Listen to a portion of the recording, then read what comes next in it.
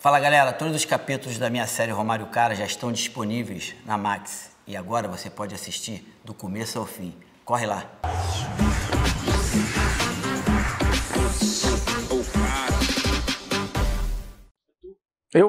Agora que eu só falo inglês nesse programa aqui. Ladies and gentlemen. Mas na Inglaterra ninguém fala assim, né? Isso é coisa de americano.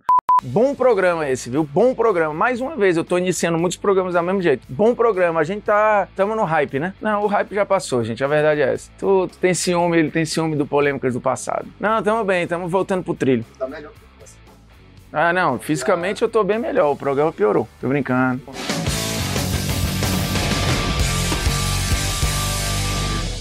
Fala moçada, beleza? Uma Polêmicas Vazias na área, convidando você gentilmente a não fazer nada, mas se quiser dar o like, dá. Um dislikezinho também não tem problema nenhum, porque gira o engajamento, e se você tá com raiva, deixa a sua raiva transparecer. Bote um comentário aqui com ódio. Se quiser um elogio também tá valendo. Descarregue, meu amigo. O que não dá é pra não fazer nada. O programa de hoje é dificílimo, ou como diria o outro, dificilíssimo. E eu já ouvi isto numa transmissão. O termo dificilíssimo. Excelente termo, diga-se de passagem. Seguinte, qual o maior brasileiro da história da Premier League? Temos alguns bons candidatos. E eu joguei lá no meu Twitter, que agora eu tenho usado o Twitter de bolsão de testes, né? Como é que chama? Balão de ensaio. Não é bolsão de teste, balão de ensaio. É quase, né? E aí, naquele balão de ensaio, muita gente criticou a lista, falando, olha como a gente tem poucos jogadores talentosos, aí começaram a esculhambar, assim, de uma ignorância danada. Mas, de fato, falta um brasileiro na história da Premier League, assim, que una tudo, que seja...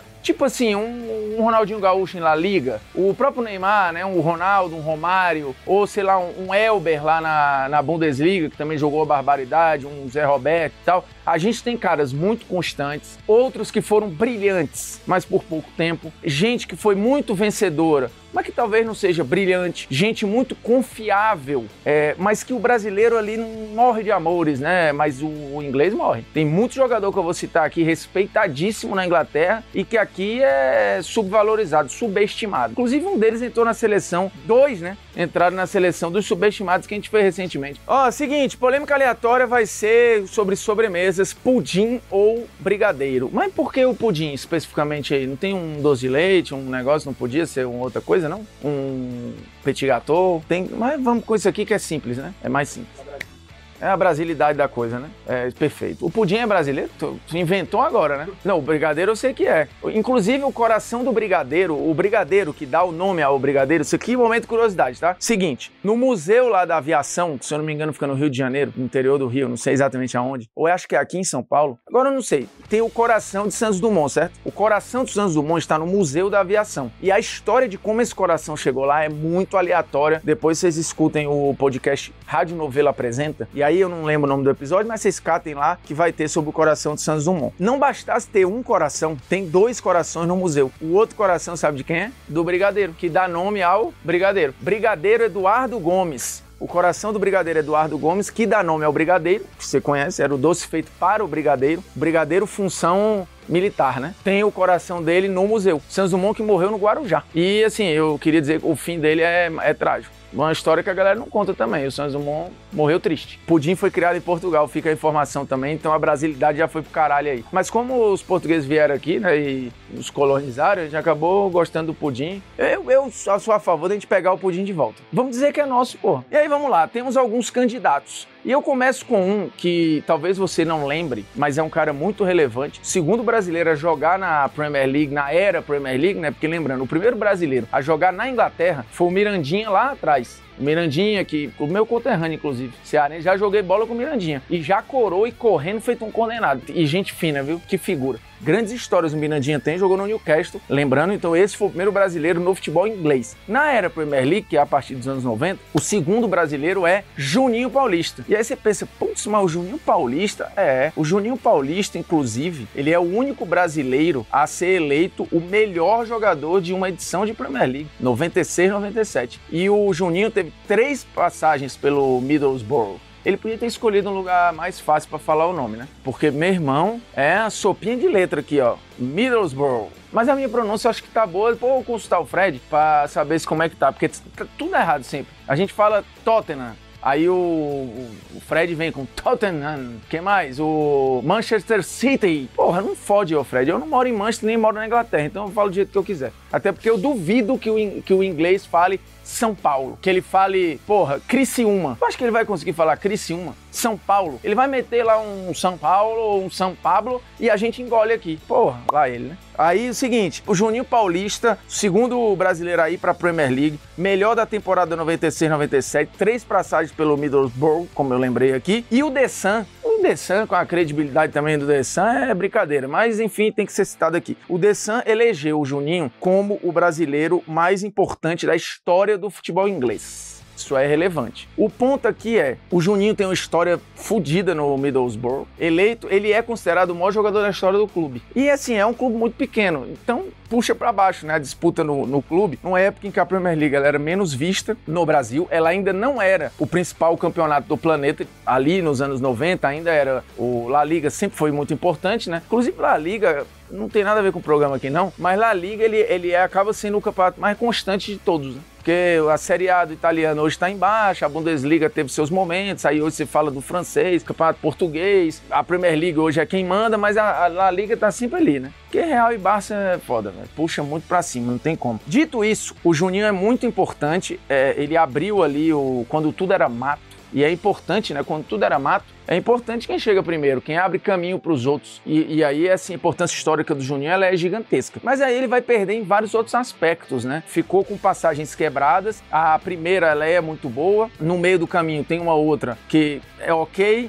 E a última já é um momento também mais quebrado para um time que não conseguia competir tanto em alto patamar, mas de qualquer forma, cara, ele ser eleito o melhor jogador da Premier League jogando num time muito menos competitivo que os outros é algo bastante relevante, né? Bastante relevante. Gilberto Silva. Ah, nem lembrava do Gilberto Silva. Falei, aí o problema é seu, né? O programa tá aqui para informar e fazer o jornalismo. 6 temporadas no Arsenal, ele jogou 32 dos 38 jogos como titular na campanha dos Invictos, e aí só em fazer parte do time dos Invictos, você já tá na história, né? Lembrando que o Gilberto Silva, ele foi fundamental na hierarquia daquele Arsenal do Wenger. Ele depois ficou na hierarquia dos capitães. Ele jogou muita bola em um meio-campo que era absolutamente concorrido. E lembrando, né, o Gilberto Silva no futebol brasileiro jogou de meia e tal. Então, assim, ele não era um volantão que só batia, que só marcava. Ele era um volante completo, de mapeamento de campo com uma constância absurda. Então, assim, 6 temporadas num nível muito bom na Inglaterra e na Premier League. Então, assim, o Gilberto Silva, ele precisa ser citado por ganhar num time que é histórico e emblemático e é um dos maiores times da história da Premier League. Quando você citar grandes times da história da Premier League, você vai falar ali, do City dos 100 pontos, do Liverpool do Klopp, do United do Ferguson, e aí você vai escolher, né, provavelmente o de 99 vai entrar ali e o de 2008 e tal, mas o Arsenal de 2003, 2004 tem que estar. E depois o Gilberto Silva ainda ajudou o time numa final de Liga dos Campeões da Europa, né? Não ganhou, mas estava lá. Mas eu não vou deixar isso aqui poluir, porque é só Premier League. Inclusive aqui, é muito importante que o nome do programa seja lembrado o tempo todo. É o maior jogador brasileiro da história da Premier League. Então, assim, não é do futebol inglês, o cara ganhou o FA Cup, ganhou a Liga dos Campeões, foda-se, é Premier League. Vou citar uns aqui que não vão ganhar, mas eles merecem uma menção honrosa, né? Davi Luiz, que o nosso querido Dunga chamava David Luiz. Eu nunca esqueço. Ele toda vez que anunciava a lista, não sei quem, David Luiz, Chelsea. Porra, meu irmão. Alguém tem que dizer pra ele que o cara é Davi Luiz. David Luiz. Davi Luiz jogou muito no Chelsea, é verdade. Foi campeão jogando de volante, né, com o Mourinho, lembrando. Mas, assim, tem uma constância, teve momentos de baixa e de muita crítica, mas, assim, em termos de conquista, relevância histórica, permanência no auge, grandes jogos, ele vai perder, não perde dos que eu citei, perde dessa galera que tá aqui, merece ser citado e só. Thiago Silva sai do Chelsea como uma lenda, viu? Dito pelo próprio Fred Caldeira, porém em Premier League, ok, né? Ele ganhou lá a Liga dos Campeões da Europa e tal, mas na Premier League em si, o Thiago Silva, acho que inclusive na história da Premier League, se bobear, tá atrás do Davi Luiz, na Premier League. Felipe Coutinho. E aí quando eu falei que tem caras brilhantes que ficaram por pouco tempo, o Coutinho tem que ser citado, porque assim, o Prime Coutinho é o do Liverpool. Se ele fica ali mais 3, 4 anos, se o Coutinho participasse do Liverpool do Klopp, que foi campeão da Premier League, que depois foi campeão da Champions, Ave Maria. seria provavelmente o Philippe Coutinho aqui. Porque aí você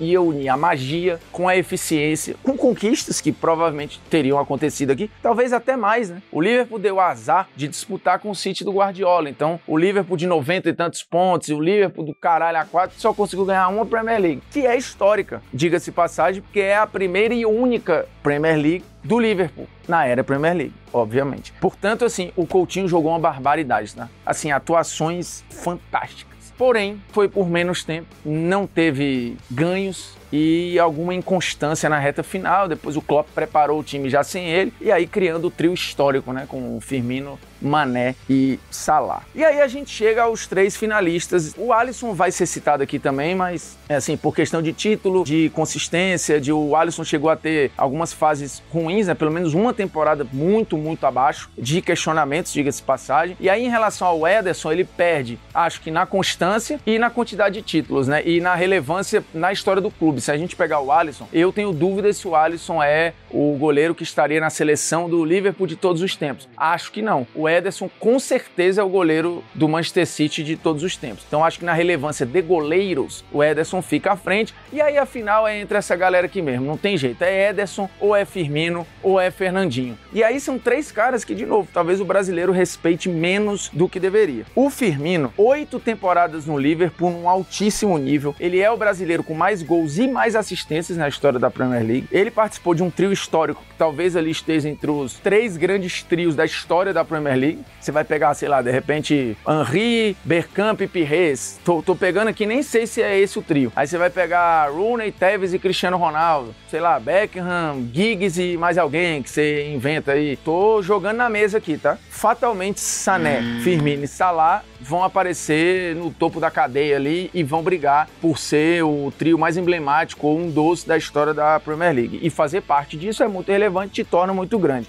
Não tem jeito. E ele tem um título só, que é gigantesco, porque de novo é esse título inédito, histórico, tão esperado pelo Liverpool e tal, que poderia ter sido mais. O Liverpool podia ter sido tricampeão, podia ter sido bi, mas foi só uma vez porque no meio do caminho tinha um City. E aí do City vem as 2 figuras aqui. O Ederson fatalmente está no City de todos os tempos. Ele está caminhando para a sua 6ª Premier League. Lembrando aqui, estamos gravando esse programa antes da última rodada da Premier League, portanto, esse programa já pode está sendo visto por você com o Ederson tendo 6 títulos de Premier League, beleza? O que é gigantesco. Golden Glove, ou seja, ele foi o goleiro com mais clean sheets nas temporadas 3 vezes e em várias dessas também foi reconhecido como o melhor goleiro. Foi seleção do ano 2 vezes e muito por causa das Premier Leagues, da Champions, jogando no City, ele foi eleito o melhor goleiro do mundo pelo prêmio da FIFA. E tem 4 assistências. É importante lembrar que é um goleiro que tem 4 assistências. O Alisson também tem as dele, mas 4 assistências é muita coisa. O Alisson tem gol, inclusive, né? Gol de cabeça e gol que ajudou a meter o Liverpool de volta na Liga dos Campeões da Europa. Isso é muito grande também. Cara, são 7 temporadas como titular num nível absurdo e, ao que tudo indica, vai ficar mais tantas, né? Eu projeto aí mais umas 4, 5 temporadas do Ederson lá. E se a gente fizer uma projeção pelo que já aconteceu, é capaz do Ederson ter aí, sei lá, 8, 9, sei lá, 10 Premier League, o que seria uma loucura, né? E o que faria do Ederson fatalmente o maior brasileiro da história da Premier League. Mas se atentem para o faria, porque acho que isso vai acontecer. Como esse programa está sendo gravado hoje, neste momento, o brasileiro mais relevante na história da Premier League é Fernandinho, para o desespero de muitos haters sem argumento ou de caras que não assistiam o Fernandinho na Premier League. 9 temporadas no Manchester City, pré-Guardiola, inclusive. Quando ele chegou lá, não é que tudo era mato, mas assim, estavam capinando ali, né, ainda. Estavam limpando para começar a construir. E aí, o Fernandinho tem 5 Premier League, assim como o Ederson. Foi campeão como zagueiro e como volante, pedra fundamental no City do Guardiola. Dito por ele falou, se o meu time tivesse 3 Fernandinho, ou qualquer time que tivesse 3 Fernandinho, seria campeão da Premier League. Ele rasgava elogios ao Fernandinho, que foi fazendo a passagem de bastão por Rodri, e muito bem feito, diga-se passagem, e foi usado de zagueiro várias vezes muito por conta disso. E ergueu a Premier League 2 vezes como capitão. Então, assim, essa cena nenhum outro brasileiro tem na história da Premier League. Erguer a Premier League como capitão capitão da equipe, com a equipe que é uma das mais importantes do século XXI na Premier League, junto com o Arsenal dos invictos, mais algum exemplo aí alguma edição do United qualquer, o Chelsea, o Liverpool do Klopp e o Manchester City. E nesta década é o time dominante na Inglaterra, não tem jeito, na Premier League existe uma era City acontecendo, o City está caminhando para o 4º título consecutivo, coisa que nunca aconteceu na Inglaterra com nenhuma outra equipe histórica, nem com o United do Ferguson, nem com o Liverpool de ninguém, nem com o Arsenal, nem com o Chelsea, nem com ninguém. Se o Guardiola cravar o 4º título seguido, é algo inédito e histórico. Portanto, o Fernandinho, ele fez parte da construção de algo muito grande e muito histórico que está rolando na Premier League, né? É o trabalho mais longevo e mais vencedor da vida do Guardiola, que tem a pedra fundamental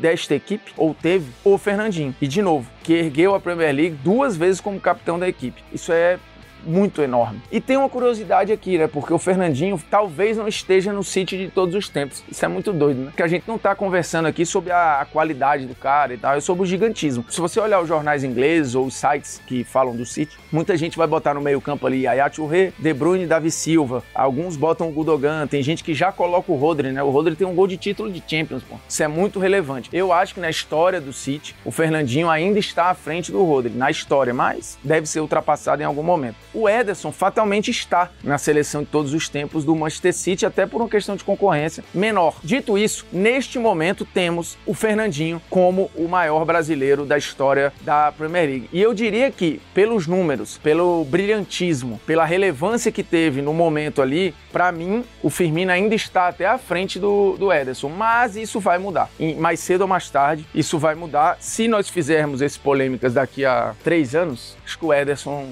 já vai ter passado. Como eu não sou a mãe de Ná e estou fazendo agora, neste momento, é Fernando. E se você discordou, você pode argumentar. Só não dá pra vir com fulano não tem discussão. Porra, se não tivesse discussão, não tava fazendo a caralha do programa aqui, porra. E aí eu boto a enquete lá, aí tem 40% em um, não sei quantos por cento em outro, não sei quantos por cento em outro, não sei quantos por cento em outro. E isso assim, 5 mil votos. Tem 5 mil doidos então, né? Porque se não tem discussão, tem 5 mil caras discutindo ali. Porra, não me vem com essa. Quando o cara mete essa, não tem discussão, já me irrita. Tudo tem discussão. A única coisa que não tem discussão é a Terra não é plana. O resto, meu amigo, você discute aí. E tem cara que discute ainda, né? Pra tu ver. E acha que tá certo, isso aqui é pior. Porra, não tem como.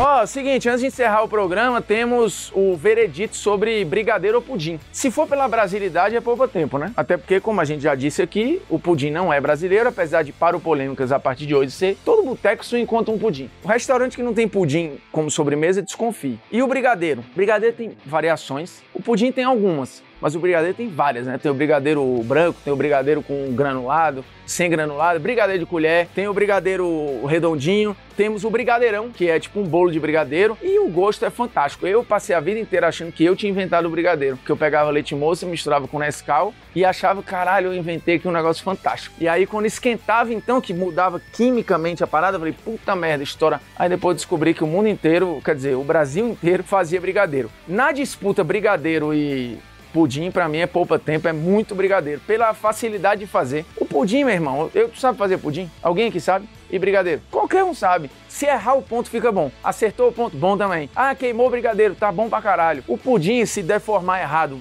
cai, não ficar no ponto certo, ele molengão, se destrói. Tem que saber fazer. O pudim sem calda, não faça. Se você não sabe fazer a porra da calda com o açúcar, não faça. Pra não estragar o pudim, tem que ter calda. Aí tem aqueles pudim com furinho ressecado, merda. Aí o cara tenta fazer um pudim vegano, bosta também. O brigadeiro vegano da minha filha é absurdo. Ela tem intolerância à lactose, não pode. Ela faz um que é fantástico. E aí, meu irmão, viva o Brasil e viva o brigadeiro e vão lá visitar o coração do brigadeiro Eduardo, que está... Onde é que é o museu? Tu descobriu se o museu... É no Rio mesmo, no interior, né? Que é cultura, porra. Polêmico, tá pensando o quê? Um abraço, hein? E viva o brigadeiro. De colher de preferência, tá?